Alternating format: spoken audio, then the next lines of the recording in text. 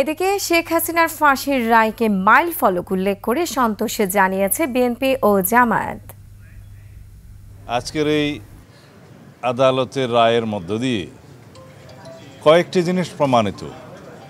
Fascist স্বৈরাচার যত শক্তিশালী হোক, যত দীর্ঘদিনই রাষ্ট্র ক্ষমতা অবৈধভাবে পরিচালিত করুক, ক্ষমতা ভোগ করুক, তারা একদিন না একদিন আদালতের কাঠগড়ায় তাদের দাঁড়াতেই হবে।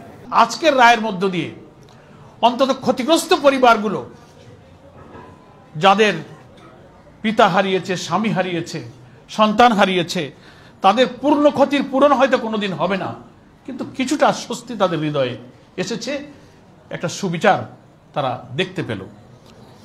এজন্য রাষ্ট্র বা সরকার, তার কোনো প্রধান, কোনো কর্তা ব্যক্তি, রাজনৈতিক কোনো বড় নেতা যতই ক্ষমতাবান হোক, তারা যে আইন এবং বিচারের ঊর্ধ্বে নয়, এ রায়ের মধ্যে দিয়ে আজকে সেটি প্রতিষ্ঠিত হল।